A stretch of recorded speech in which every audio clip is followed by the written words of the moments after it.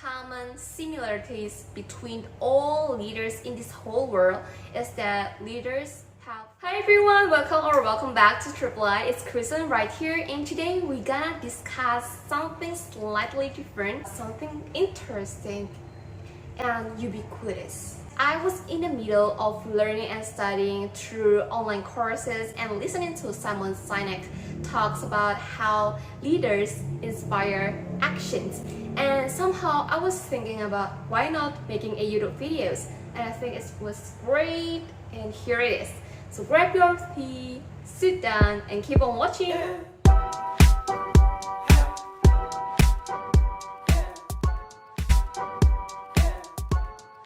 First of all, I would like to put a disclaimer that every information that you can find throughout this video is not purely mine. It's hugely influenced by whatever I've heard, whatever I've learned, whatever I have read. What I've learned throughout my diploma at UTS College, University of Technology Sydney, the university that I am enrolling in, I've learned that there are two kinds of power that influence our people to get into the actions, to do what they are asked to do.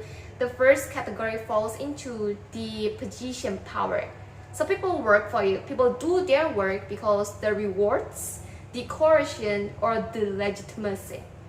The second category is the personal power.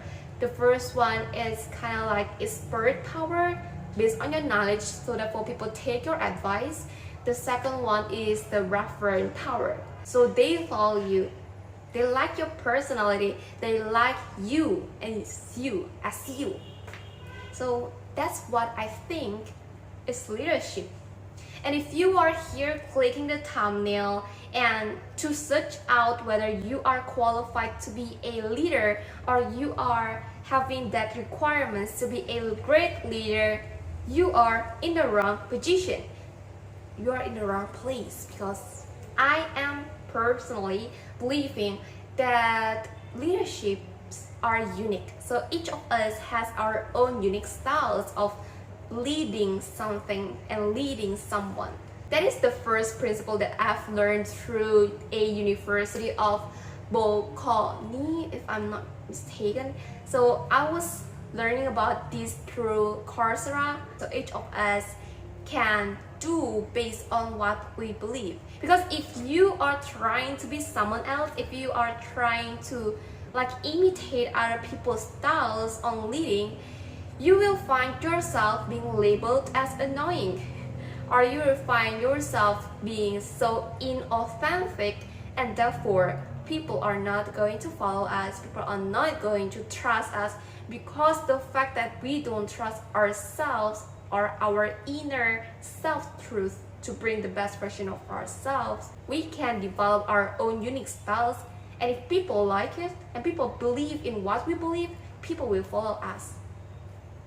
The second principle that I've learned is also how leaders and also followers are interdependent.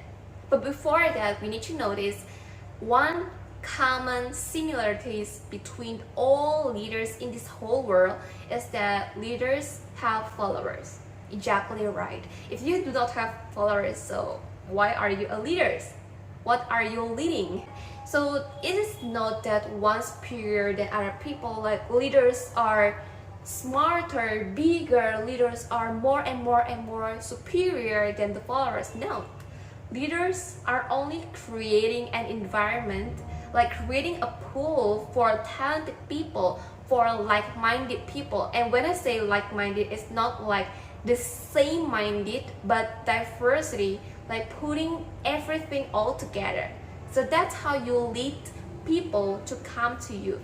So you need to be authentic to yourself, like the belief that you spread out, the words that you spread out. If people believe in you, they are attracted by your aura, by the way you carry yourself, your confidence, and the belief that you believe, or the knowledge that you have of the way you speak, the way you behave.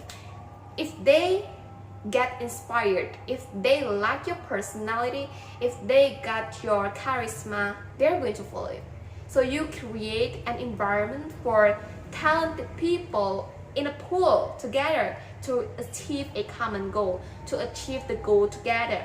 And the sad truth is that mostly people are really proud of becoming successful by oneself alone. But the fact is that to be successful, it needs a lot of, like a pool of people to support you, like a pool of people to be your ears, to be your hands, to be your feet, to be your brain, to be your eyes, to help you to succeed. Therefore, they say that it's kind of egoistic, and I think to be successful requires a great and a solid team, because no one can really achieve success by oneself. The third principle goes to how leaders need to be adaptive and flexible, because notice the fact that they are leaders and they need to be that kind of source of inspiration. They need to be very flexible on any kind of circumstances, because they need to recognize that they are carrying a lot of people. So they have that responsibility of being a leader, and they need to be flexible on how to deal with these situations, on how to deal with this and that. And therefore they create a positive and they create a supportive environment, that talented pool of people, and how they, this leader, can inspire these followers to take actions. And how you can see whether people are a leader or not. When I was in my high school, most people would like to kind of label someone as leader when they see an authoritative vibe of a person or intimidating vibe of a person. Notice how if you do something because you are obliged to do, or you do something because you are forced to do, you do something because you have no choice but to do it, you do something because you hate him, because you hate her, and you don't want to have their words or their voice come out to your ears, therefore you do it. It's not leaders. Leaders are there. It's leader if you do something because you just want to do it, because it's based on what you like also. Because when you believe in what your leaders believe, you do it for yourself. Get what I mean? Like if you believe in what these leaders believe, you don't do for the leaders, you do for yourself. You do something because you believe in it, so you do it for yourself. Simon Sinek also highlighted on how people nowadays work for a job. So there are two types of people generally. The first one is people who are working for you because of your paycheck.